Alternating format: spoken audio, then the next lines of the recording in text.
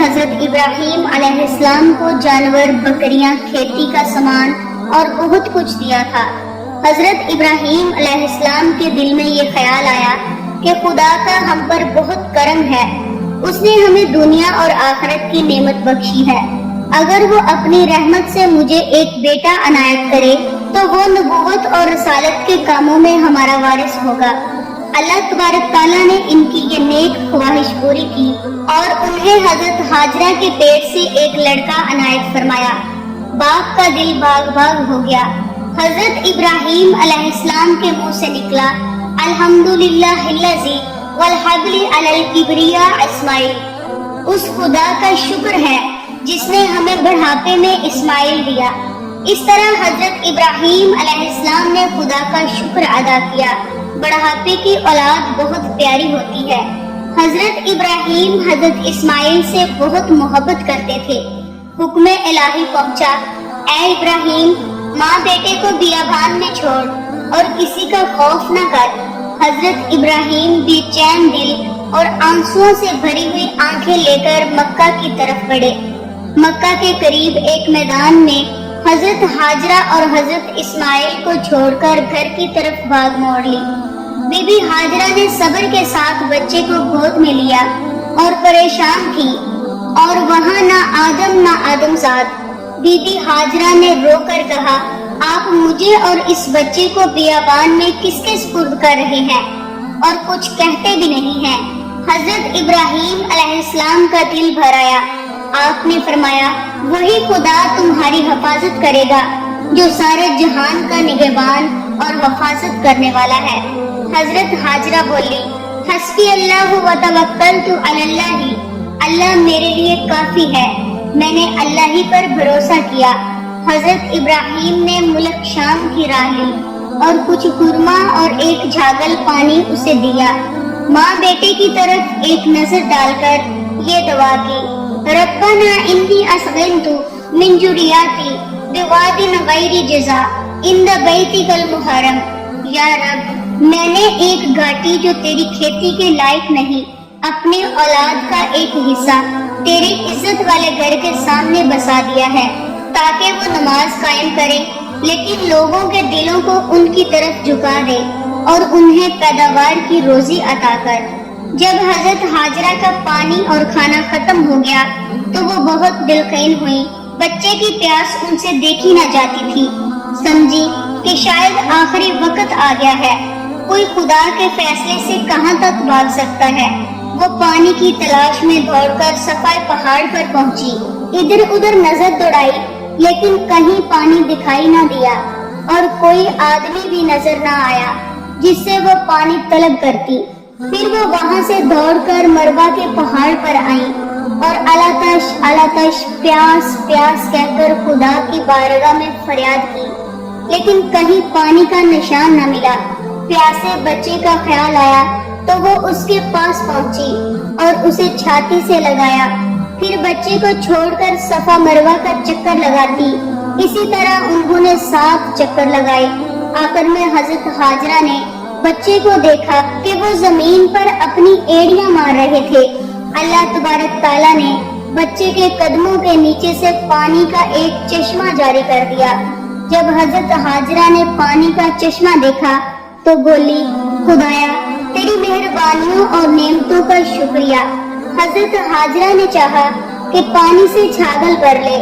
غیب سے آواز آئی، یہ پانی رحمت الہی سے ہے، ڈرو مت، یہ کم نہیں ہوگا، یہ فیض جاری رہے گا۔ خدا نے تیری اور تیرے بچے کی حفاظت کا سامان کیا ہے۔ یہ بچہ اور اس کا باپ خدا کا گھر بنائے گا اور تمام دنیا حج اور طواف کے لیے آئے گی۔ اس خوشخبری کو سن کر حضرت ہاجرہ بہت خوش ہوتی ہیں۔ ان کی خوشی کا کوئی ٹھکانہ نہ رہا۔ قبیلہ زرام کے لوگ مکہ کی طرف سے تجارت کرنے شام ملک جایا کرتے تھے۔ اتفاق سے اس قبیلے کے قافلے نے مکہ کے میدان میں قیام کیا اور وہیں رات گزارنی چاہی۔ انہوں نے دیکھا کہ پرندے اڑ رہے ہیں، سمجھے کہ یہاں کہیں پانی کا چشمہ ضرور ہے۔ ایک شخص نے آ کر دیکھا ایک صاف پانی کا چشمہ موجود ہے۔ اور ایک نیک خاتون اور اس کا بچہ اس کنارے پہ ٹھہرے ہوئے ہیں، اور اس جنگل میں انہیں دیکھ کر بہت حیران ہوا اور پوچھا کہ تم کون ہو، جن ہو یا انسان ہو؟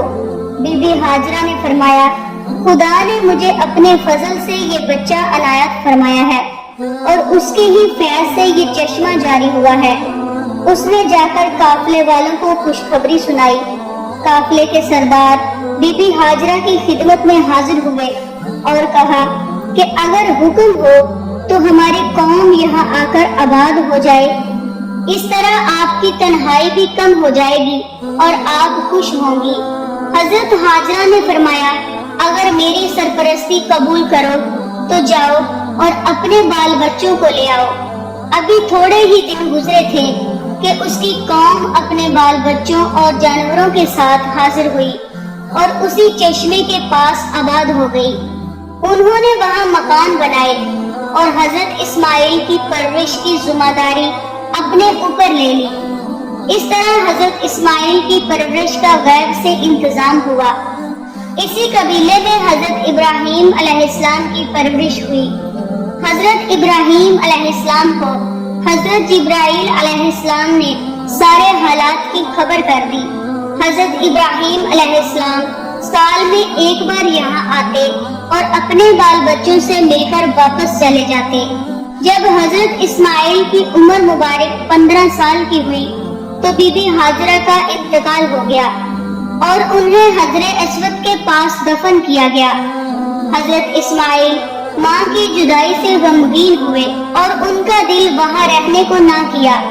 قوم کے سردار اور ذمہ دار لوگ حضرت اسماعیل کی خدمت میں حاضر ہوئے اور انہیں بڑی منت سے ٹھہرایا اور اونچے خاندان کی لڑکی سے آپ کا نکاح کر دیا۔ حضرت اسماعیل کو شکار کا شوق تھا۔ وہ اکثر جنگل اور پہاڑ پر شکار کے لیے جایا کرتے تھے۔ اتفاق سے ایک روز حضرت ابراہیم علیہ السلام مکہ تشریف لائے۔ جب انہیں معلوم ہوا کہ بی بی ہاجرہ کا انتقال ہو گیا ہے تو انہیں بڑا غم ہوا۔ گھر پر پہنچے، حضرت اسماعیل کی بیوی سے حال چال پوچھا اور دریافت کیا کہ حضرت اسماعیل کہاں ہیں۔ حضرت اسماعیل کی بیوی حضرت ابراہیم کو پہچان نہ سکی۔ انہوں نے حضرت ابراہیم علیہ السلام کی تعظیم اور مہمانداری نہ کی۔ حضرت ابراہیم علیہ السلام نے فرمایا کہ اسماعیل جب شکار سے واپس آئے تو میرا سلام کہنا اور میرا یہ پیغام ان تک پہنچا دینا کہ تیرے دروازے کی چوکھٹ ٹھیک نہیں ہے اور ہمیں ایسی چوکھٹ پسند نہیں ہے۔ حضرت ابراہیم یہ کہہ کر شام کی طرف روانہ ہوئے۔